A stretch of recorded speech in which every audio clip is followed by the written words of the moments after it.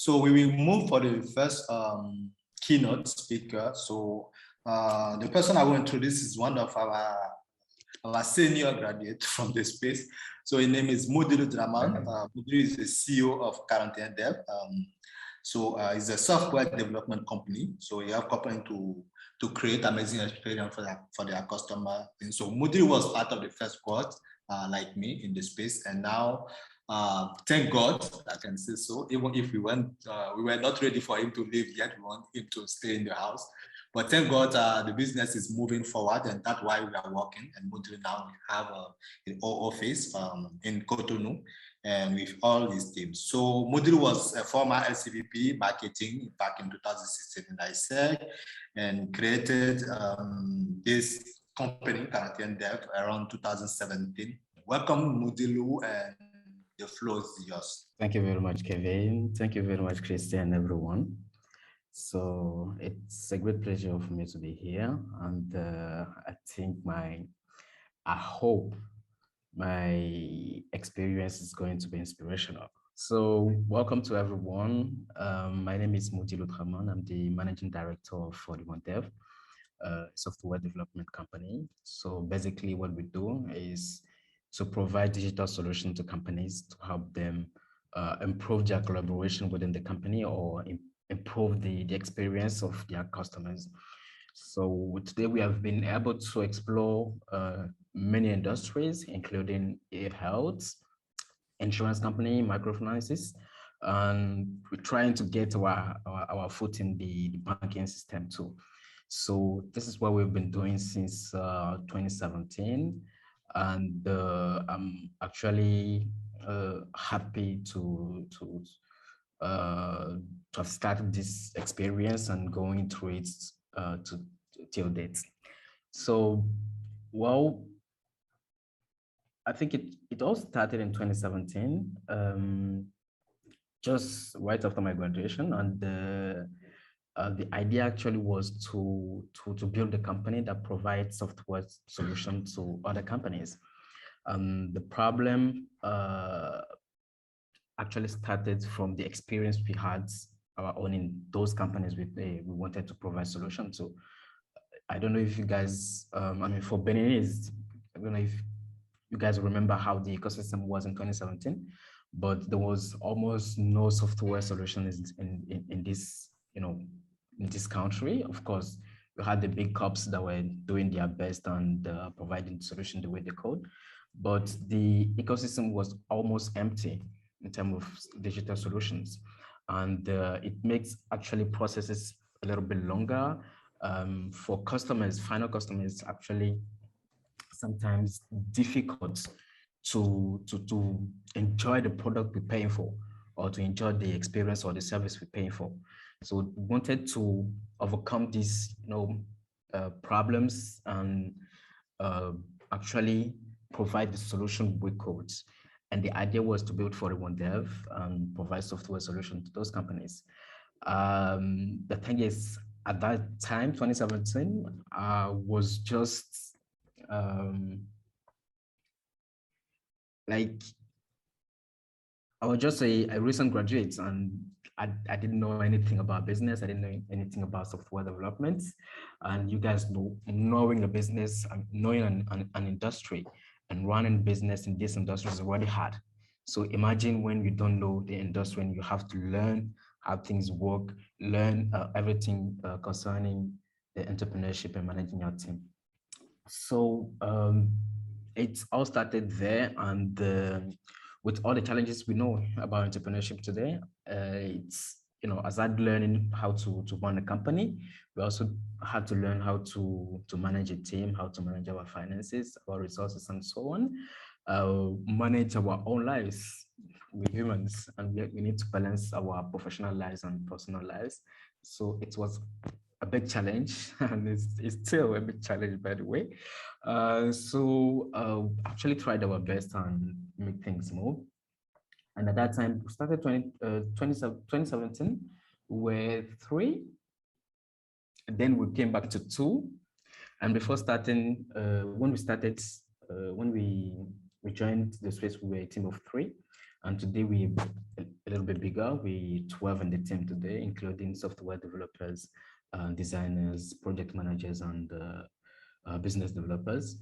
And I think it's the space came up in 2019, yes, and we had a lot of things that happened since then. I think we are the first company that started the space from day one, and Christian know how everything started by then. So as an entrepreneur, we had all those difficulties around it, include in being here, for example, it's how to get a stable place, how to get infrastructure and so on. So it's actually not related to only us, it's almost everyone, and everyone in the space can testify about this. So the space came up with those solutions, started with infrastructure and the mentoring and the coaching too. But the infrastructure, I think for me was it started from there. The best help I could get that time. So we were able to get a more stable place, a more professional place to run our business, to receive our clients, to do everything we needed to do to improve what we're doing. And without actually bothering about the rent, am I able to pay the rent this month? How am I going to deal with what's the name of those people again? The landlord, yeah. So not deal with these things, and no internet problem, no utilities problem, and so on. So yeah, and outside of that, we also have these environments where we had other entrepreneurs. Sometimes you live in your own entrepreneurship life, you have your own difficulties, and when you talk to another entrepreneur into another country or another city where he's actually living another kind of life and experiencing different things, sometimes you actually don't find yourself in those discussions. Actually quite general. It's not very real and realistic based on what you live in today. So it was actually an opportunity for us to be able to gather there, discuss about other subjects, discuss about our own businesses, get feedbacks from people that actually are living almost the same thing you live in. And it actually gives ideas, even when you guys have no money, no projects on ground, no clients. It's actually kind of family where you know that even if you you have no money or nothing is going on, you actually have this family to lay on and to discuss and try to get the solution to what you're doing. So the space actually offer this kind of opportunity. So the ecosystem. And then, yeah, so 2020, we were able to actually, thanks to the space and, all those facilities, to restructure our business. So we started with the idea of providing software solutions, but it was actually very vague, not specified. We actually didn't know who who are our clients, who are we going to, to propose our solution and so on. So it was very vague. We're doing the business in almost everything, almost even all the industries we had the opportunity to, and it was actually very tiring. And when you take, let me just say, the financial institution, for example, the financial industry, we have way so much things we can do in this area.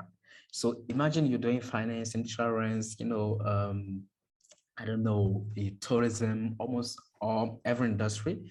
So you spending a lot of time learning industries, and you actually don't have time to monetize all the the knowledge you gathering. So since we're actually a little bit more stable, we're able to restructure our business to more define our customer targets, more a little bit focus in the team, in the operation, and because today there is a very big problem in this ecosystem is the delivery.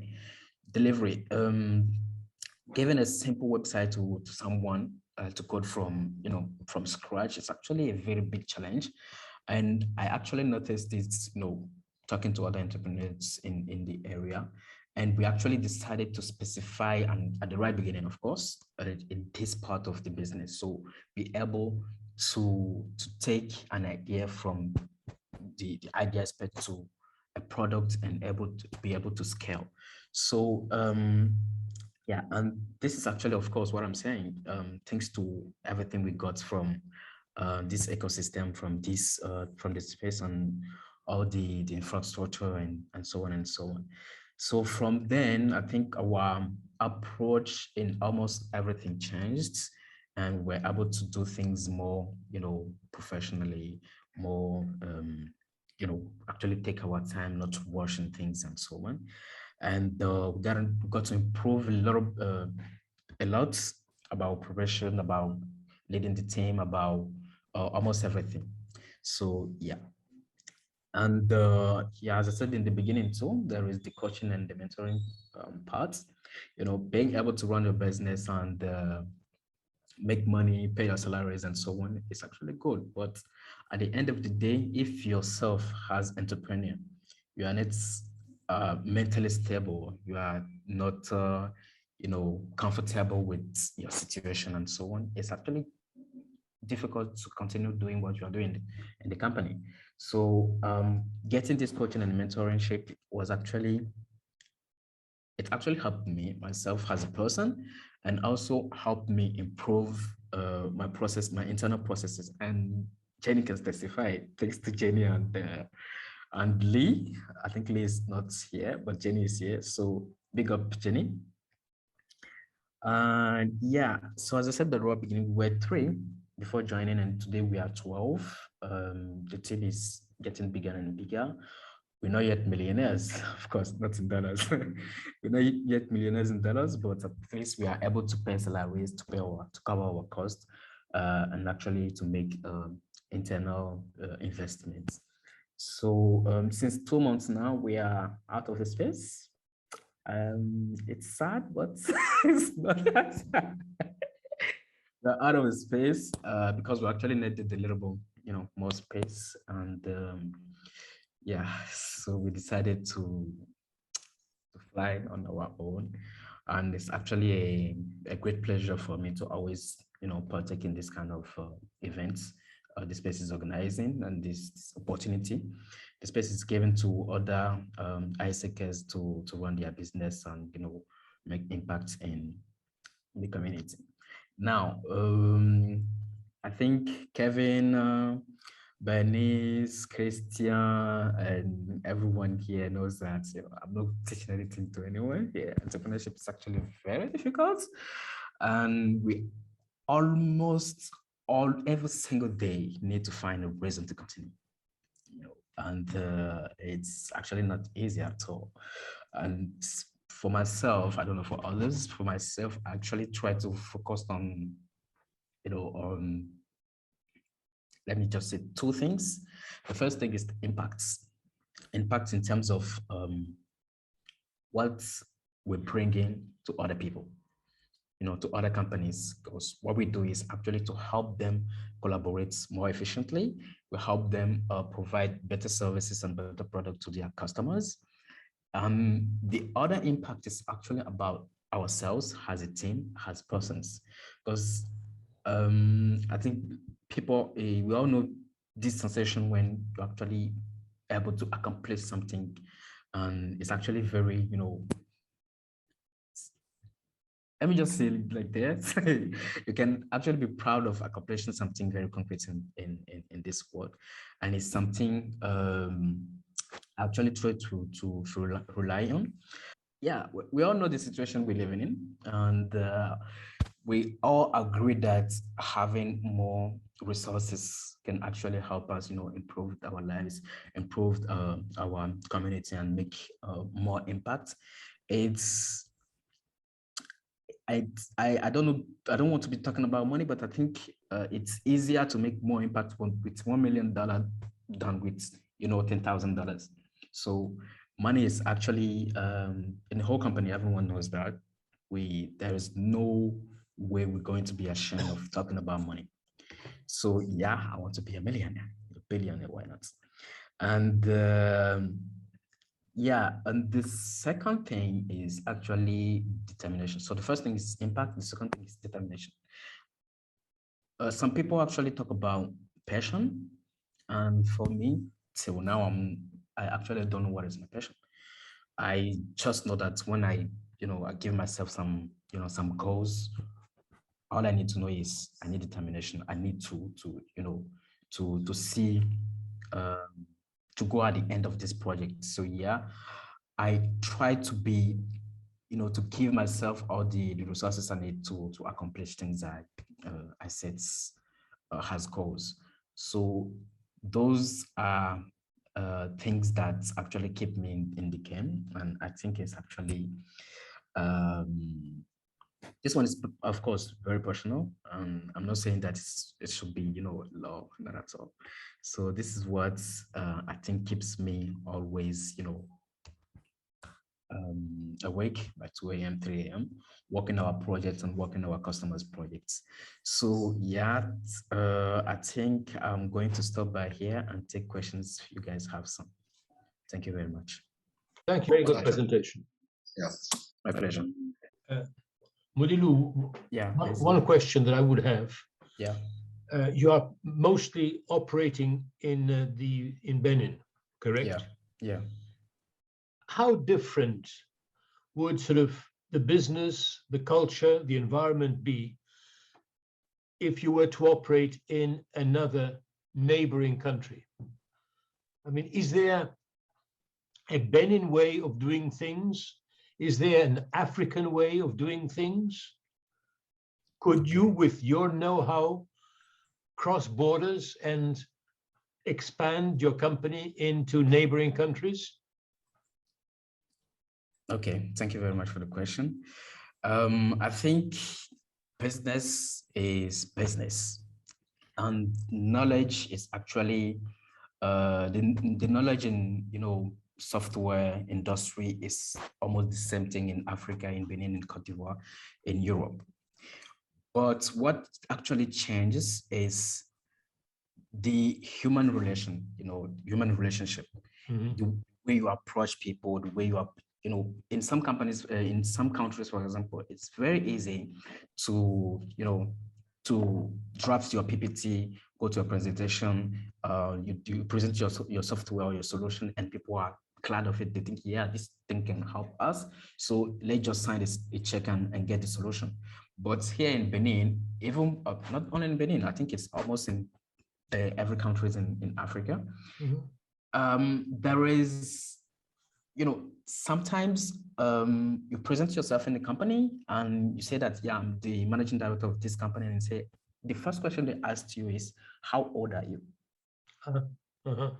You see, they're actually not looking at what you bring into them as a solution. They ask you, how old are you? Most of the time you see people of 50 years, 40 years, and you're on top of 25 years, you come there and you want to teach them how to improve the operation. So there is this kind of perception that people have in our countries. And I think that is what changed. And when you're able to understand, the relationship you should have with those kind of people, I think you can actually explain very easily. From Benin to Togo, for example, is almost the same thing. You go to Cote d'Ivoire, I think it's the same thing. But we of course, we operate mostly in Benin, but we were able to get a client in Kenya, for example, and another one in Madagascar. And I think, I don't know how things are over there, but I think it's because we have been, how do you say this word? Referred. Yeah. I think that's the reason why we were able to collaborate with those companies. Yeah, so yes, things can be different from a country to another, but in Africa, it's mostly about human relationship. Interesting. Thank you.